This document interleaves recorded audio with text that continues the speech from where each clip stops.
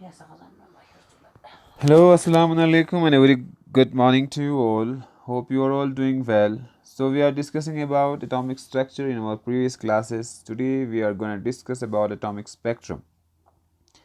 तो atomic spectrum के बारे में आप लोगों को नॉर्मली सब लोगों को पता होता है कि एटॉमिक स्पेक्ट्रम क्या है।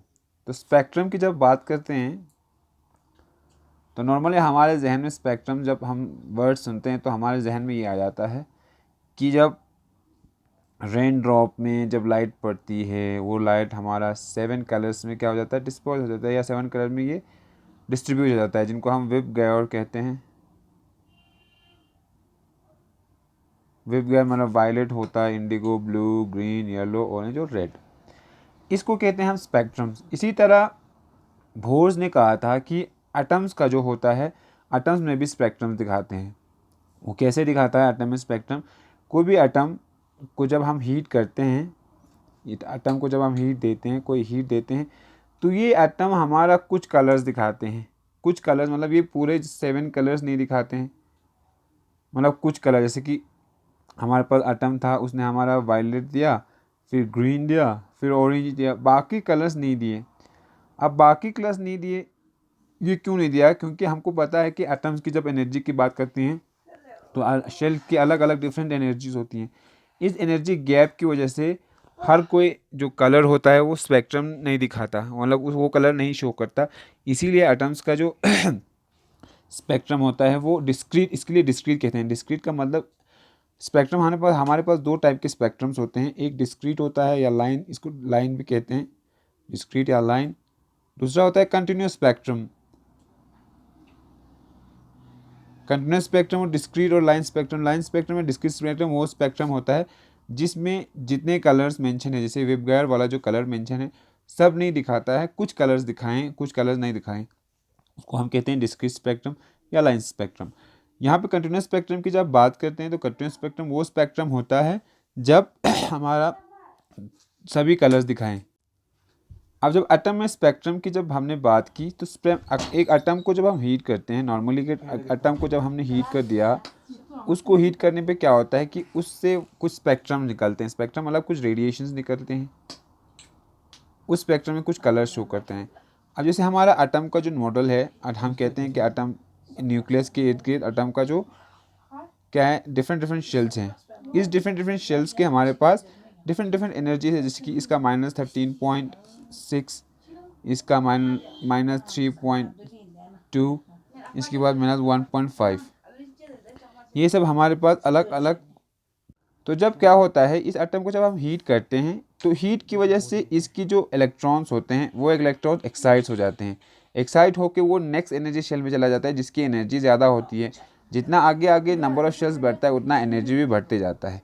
तो जब ये इलेक्ट्रॉन कोई हीट, अब जब यहाँ ये इलेक्ट्रॉन जब हीट एनर्जी या एब्जॉर्व करता है, ये एक्साइट होकर नेक्स्ट लेवल पे चला जाता है, फिर ये एक्साइट होकर नेक्स्ट लेवल पे चला जाता है, वैसे मतलब एनर्जी लेवल बढ़ते जाता है वो।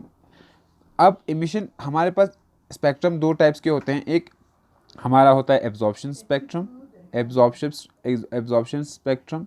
दूसरा होता है हमारा इमिशन स्पेक्ट्रम।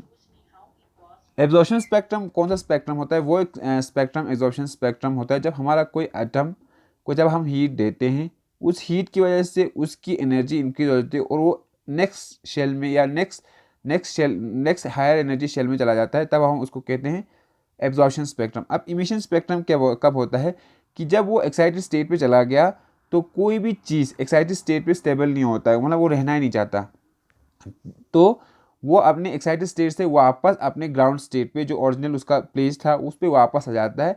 लेकिन जब वो वापस आता है, उस वापस आने में वो क्या कर सकता है कि कोई जो एनर्जी उसने अब्जॉर्ब की थी वो एनर्जी वो इमिट कर देता है, मतलब वो इमिट बाहर एनर्जी बाहर निकाल देता है। इसको हम कहते हैं इमिशन स्पेक्ट्रम। ये हुआ हमारा स्पेक्ट्रम के दो पार्ट्स, जो एक हमारा एब्जॉर्प्शन स्पेक्ट्रम वो स्पेक्ट्रम हुआ जिसमें हमारा एटम एनर्जी गेन करके नेक्स्ट एनर्जी लेवल पे चला जाता है, और हमारा इमिशन स्पेक्ट्रम वो स्पेक्ट्रम होता है जिसमें हमारा एटम वो जो एनर्जी गेन किया था उस एनर्जी को वो इमिट करता है, इमिशन होता है एनर्जी, उस एनर्जी को इमिट करके वो अपने स्टेट पे वापस आ जाता है, इसको हम कहते हैं इमिशन स्पेक्ट्रम। अब जब इन इमिशंस और एब्जॉर्प्शन स्पेक्ट्रम्स की जब बात की हम लोग ने, तो कोई एटम है हमारे पास, सॉरी, तो कोई हमारे पास एटम है जिसका न्यूक्लियस ये है, इसके बाद फर्स्ट शेल है, फिर सेकंड शेल है, फिर थर्ड शेल है, फिर फोर्थ शेल है, ऐसे मतलब शेल्स हैं, ऐसे 5 शेल है, 6 शेल है, ऐसे शेल्स है, नंबर ऑफ शेल्स, सॉरी। जो हमारे फर्स्ट शेल का जो एनर्जी होता है वो लगभग -13.6 के बराबर होता है। फिर सेकंड शेल का हमारा -3.5 के करीब होता है। इसके बाद हमारा इसका 1.5, ये जो गैप है वो डिक्रीज होते जाता है। इसमें कितना गैप है, सबसे बड़ा गैप 13.6, लगभग इसमें 10 का गैप है, इसमें हमारे पास 2-3 का गैप है। तो ये हमारा जो हम एनर्जी लेवल जब बनाते हैं, तो आप लोगों ने किताब में देखा होगा, जब एनर्जी लेवल बनाते हैं तो ऐसे बनाते हैं, ये n1 n is equal to 1 मतलब के शेल, फिर n इज इक्वल टू 2, इसका गैप, इनका गैप बड़ा होता है। इसके बाद गैप जो होता है वो डिक्रीज होते जाता है। ठीक, ये होता है एनर्जी शेल्स। आप जब कहते हैं कि इलेक्ट्रॉन गेन करने पे ये एक्साइट हो जाता है, जैसे कि n1 से कोई इलेक्ट्रॉन एक्साइट हो गया, n2 में चला गया, फिर ये n3 में चला गया, n4 में चला गया, n5 में चला गया, इन्फिनिटी तक चला गया, ये होता है एब्जॉर्प्शन स्पेक्ट्रम। इमिशन स्पेक्ट्रम क्या होता है, जब हमारा यहाँ से जो जहाँ ये, एक मिनट, इसी केस में जब इमिशन स्पेक्ट्रम की बात करते हैं कि जब एक्साइटेड इलेक्ट्रॉन्स, हमारा एक्साइट हुआ कोई इलेक्ट्रॉन, जैसे n1 से हमारा एक्साइट हुआ यहाँ, मान लो ये n6 में, ये जो एक्साइटेड इलेक्ट्रॉन्स है वो अपनी जगह स्टेबल नहीं है, या मतलब वो अपनी जगह रहना ही नहीं चाहता है। इसीलिए वो क्या करता है, वो डी एक्साइट हो जाता है, मतलब डी एक्साइटेशन मतलब वो ये होता है कि वो वापस आ जाता है अपनी जगह जहाँ वो n1 से आया या n2 से आया, उतनी अपनी जगह वापस आ जाता है। इसको हम कहते हैं डी एक्साइटेशन ऑफ इलेक्ट्रॉन, या इसको हम कहते हैं इमिशन स्पेक्ट्रम। ये जब वापस आता है तो ये कुछ एनर्जी एमिट कर देता है, जिनको हम क्या कहते हैं, रेडिएशंस, कुछ रेडिएशन एमिट कर देता है। इसी रेडिएशन के कारण हमारा क्या होता है, स्पेक्ट्रम शो होता है। और एटम के बीच में हम जब कहते हैं कि एटम का डिस्क्रीट स्पेक्ट्रम होता है, डिस्क्रीट स्पेक्ट्रम होने का रीज़न ये है कि हमारे पास जो हर शेल की अलग अलग एनर्जी है, फिक्स्ड, हमने बोला क्वांटाइज्ड एनर्जी है हर शेल की। इसी क्वांटाइजेशन की वजह से हमारा जो स्पेक्ट्रम होता है वो वेरी करता है, कंटिन्यूस स्पेक्ट्रम नहीं दिखाता, बल्कि डिस्क्रीट या लाइन स्पेक्ट्रम दिखाता है। ठीक, अब जब ये जो ट्रांजिशन हो रहे हैं, इन ट्रांजिशन का डिफरेंट नाम है, या डिफरेंट साइंटिस्ट ने इन ट्रांजिशंस को डिस्कवर किया, तो उन साइंटिस्ट के नाम पे डिफरेंट ट्रांजिशंस का नाम रखा। तो हमारा फर्स्ट ट्रांजिशन होता है, जो हमारा ट्रांजिशन, जब हमने ट्रांजिशन की बात की, ये मान लो n इज इक्वल टू 1 के शेल, या फिर n इज इक्वल टू 2, फिर n इज इक्वल टू 3, ये गैप, ये ध्यान में ये रखना है कि ये इसका गैप बड़ा है, और इनका गैप आहिस्ते आहिस्ते जब ऊपर जाओगे, एनर्जी शेल ऊपर जाओगे, तो हमारे ये गैप डिक्रीज होते जाता है। ठीक, अब जब ट्रांजिशन होता है, इमिशन स्पेक्ट्रम की बात कर रहे हैं हम, यहाँ इमिशन स्पेक्ट्रम की बात कर रहे हैं स्पेक्ट्रम, जब ये ट्रांजिशन हो रहा होता है, तो इन ट्रांजिशंस का डिफरेंट साइंटिस्ट ने इन ट्रांजिशंस को ऑब्जर्व किया और इस ट्रांजिशन को अपना नाम दे दिया। जैसे कि ट्रांजिशन जब होती है, जब n2 से, जब हमारा ये n2 है, इनको हम, ये n क्या है, ये नंबर ऑफ, ये जैसे कि बोर्स के हिसाब से, नील बोर के हिसाब से, ये नंबर ऑफ ऑर्बिट्स हैं। ये फर्स्ट शेल है, सेकंड शेल है, थर्ड शेल है, फोर्थ शेल है, ये ऑर्बिट्स है। इनको नाम जैसे KLMN, ऐसे नाम इनको, जैसे कि हम जब कॉन्फ़िगरेशन करते हैं तो ऐसे कॉन्फ़िगरेशन करके के shell, L shell, M shell, N shell, ये वही हैं। अब जब क्या हुआ कि इमिशन स्पेक्ट्रम में जब इलेक्ट्रॉन सेकंड शेल से फर्स्ट शेल में वापस आ रहे थे, वापस आ रहा है, मतलब जब पहले एक्साइट हो गया, सेकंड शेल में गया, अब सेकंड शेल से वापस फर्स्ट शेल में आया, उस शेल को नाम दिया क्या, उस शेल को नाम दिया लाइमन, क्योंकि ये लाइमन कौन थे, लाइमन एक साइंटिस्ट थे, उसी के नाम पे लाइमन सीरीज कहते हैं। अब उन्होंने ये ऑब्जर्व किया, ये जो स्पेक्ट्रम की जब बात करते हैं, तो स्पेक्ट्रम की जब बात होती है तो हाइड्रोजन स्पेक्ट्रम, हाइड्रोजन को एज ए मॉडल या एज ए सिंबल लेके उन्होंने काम किया। हाइड्रोजन स्पेक्ट्रम की बात करते हैं, जब जितने स्पेक्ट्रम की यहाँ बात होगी वो हाइड्रोजन मॉलिक्यूल के लिए है। तो क्या हुआ कि जब उसने देखा कि जितने लाइमन सीरीज़ को जब हम डिफाइन करते हैं, लाइमन सीरीज़ को उस सीरीज़ को कहेंगे जब कोई भी इलेक्ट्रॉन डी एक्साइट होके फर्स्ट शेल में वापस आएगा, फर्स्ट शेल में n is equal to 1, first shell में वापस आएगा, चाहे वो इन्फिनिटी से आया हो, सेकंड से आया हो, थर्ड से आया हो, फोर्थ से आया हो, किसी भी शेल से वापस आएगा जब वो फर्स्ट शेल में n इक्वल टू 1, जब फर्स्ट शेल में हमारा वापस आएगा तब हम उसको कहेंगे लाइमन सीरीज। क्या कहेंगे? Lyman series. जब यहाँ हम ट्रांजिशंस की बात कर रहे हैं, जैसे कि ये n1 है, सॉरी, यहाँ जहाँ जब हम यहाँ ट्रांजिशन की बात करते हैं, n is equal to 1, n is equal to 2, फिर n इज इक्वल टू 3, 4, 5, 6, 7, 8 या जितना भी ट्रांजिशंस हो, तो जब ट्रांजिशंस हमारा किसी भी ट्रांजिशन लेवल से हमारा इलेक्ट्रॉन n1 शेल में वापस आ रहा हो, उसको हमने कहा क्या? उसको हमने कहा लेमन सीरीज। अब इन लेमन सीरीज़ का हमारे पास सबसे ये कहते हैं कि सबसे शॉर्टेस्ट जो वेवलेंथ हो कब होगा और सबसे बड़ा वेवलेंथ कब होगा। तो हमारे पास एनर्जी का जो फॉर्मूला है E is equal to hc by lambda. Lambda क्या है हमारे पास? लेमडा वेवलेंथ है, E हमारे पास एनर्जी है। ये लेमडा और E में जो रिलेशन है वो इन्वर्स रिलेशन है। अगर E बढ़ेगा, एनर्जी बढ़ेगी, तो हमारा वेवलेंथ कम होगा, अगर लेमडा बढ़ेगा तो हमारी एनर्जी कम होगी। ठीक, जब इन ट्रांजिशन में सबसे जो स्मॉलेस्ट ट्रांजिशन है, ट्रांजिशन मतलब n2 से n1 सबसे स्मॉल, n2 से अगर n1 में आ रहा है स्मॉलेस्ट ट्रांजिशन है, और अगर मतलब n2 से n1 अगर इन्फिनिटी से 1 में आ रहा है, ये सबसे लंबा ट्रांजिशन है। ठीक, तो हमारा ट्रांजिशन के केस में हमारा जब स्मॉलेस्ट ट्रांजिशन होगा उसका सबसे ज़्यादा वेवलेंथ होगा, और हमारा जब मतलब स्मॉलेस्ट ट्रांजिशन जो लार्जेस्ट लॉन्गेस्ट ट्रांजिशन होगा उसका हमारा सबसे वेवलेंथ सबसे स्मॉलेस्ट होगा। जो हमारा स्मॉलेस्ट ट्रांजिशन होगा उसका वेवलेंथ ज़्यादा होगा, क्यों? और हमारे सबसे लंबे ट्रांजिशन का हमारा वेवलेंथ हमेशा छोटा होगा। क्यों होगा? क्योंकि हमारे पास ये रिलेशन है, जितनी एनर्जी ज़्यादा होगी, ट्रांजिशन ज़्यादा होगी, उतना हमारा वेवलेंथ कम होगा, या जितना कम वेवलेंथ होगा उतनी ज़्यादा एनर्जी होगी। ये इन्वर्स, ये इसी बेसिस पे है। अब हम ये पता करेंगे कि जैसे कि फर्स्ट ट्रांजिशन जो हुआ हमारे, इस ट्रांजिशन की हमारी वैल्यू क्या आएगी, या हमारा इन्फिनिटी से जो ट्रांजिशन होगा उसकी वैल्यू क्या आएगी। तो नॉर्मली इसको हम कैलकुलेट करेंगे किसी और टॉपिक, किसी और लेक्चर में हम इसको बताएंगे कैसे कैलकुलेट करना। अभी यहाँ पे इतना जान लो कि हमारा जो रेंज होता है, इसका जो रेंज होता है वो होता है 1 to 911 एंगस्ट्रॉम से लेके 911 एंगस्ट्रॉम से लेकर 1 to 16 एंगस्ट्रॉम। तो 1 to 16 एंगस्ट्रॉम हमारा शॉर्टेस्ट सबसे लंबा वेवलेंथ है। सबसे लंबा वेवलेंथ मतलब सबसे शॉर्टेस्ट का, जैसे अगर n2 से n1 में आ रहा है तब हमारा जो ट्रांजिशन होगा या वेवलेंथ होगा वो हमारा ये होगा, और सबसे कम हमारा 911 एंगस्ट्रॉम है।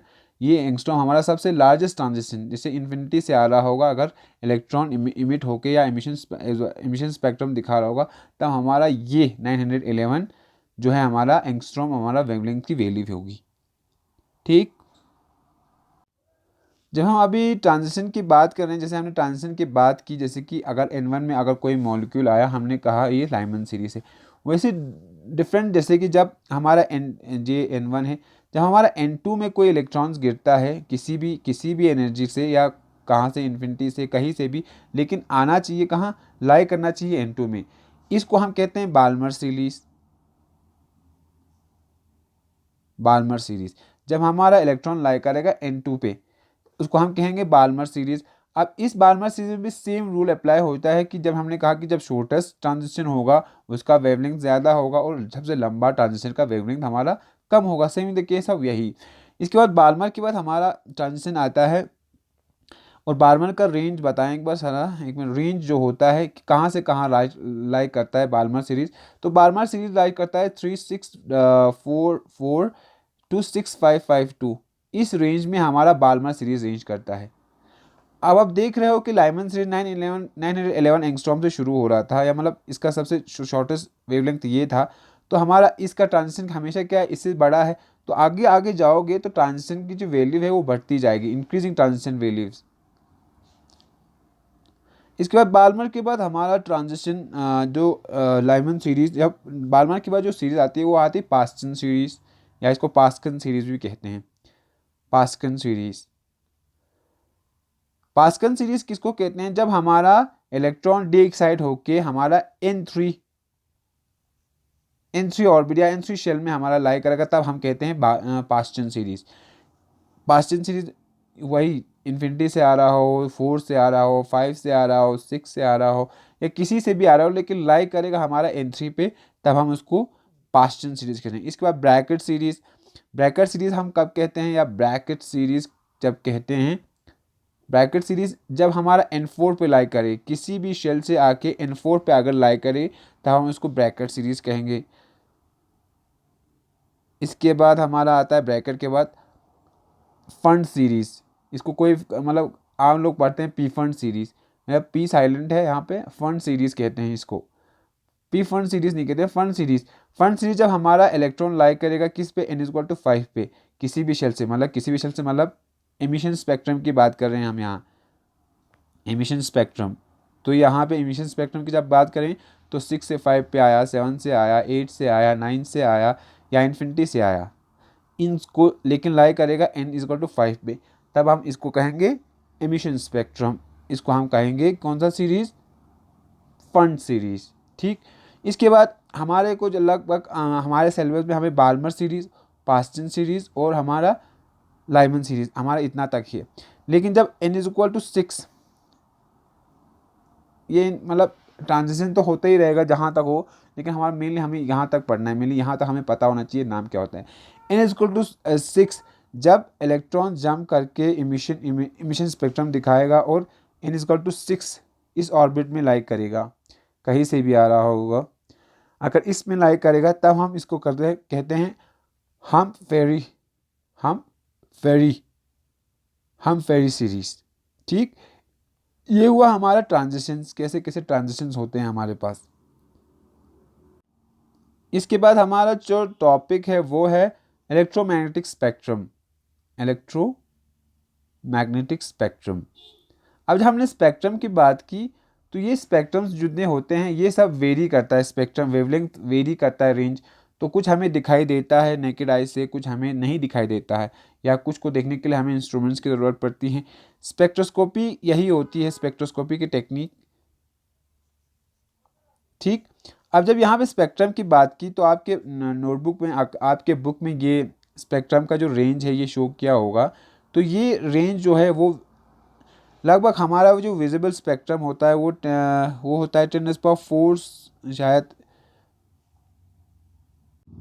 तो ये काफ़ी लंबा मतलब टॉपिक है, इसीलिए इसको यहाँ पे आप लोग यहाँ से ये जो स्पेक्ट्रम का जो रेंज है, इस रेंज को आप देख के रखें और अपने हिसाब से आप लोग पता करें। नेक्स्ट क्लास में या नेक्स्ट वीडियो में हम आपको इस स्पेक्ट्रम को समझाएंगे कि स्पेक्ट्रम का क्या रेंजेस है, और विजिबल कौन सा होता है, अल्ट्रावायलेट कौन सा होता है, गामा कौन सा होता है, या रेडियो वेव्स कौन सा होता है।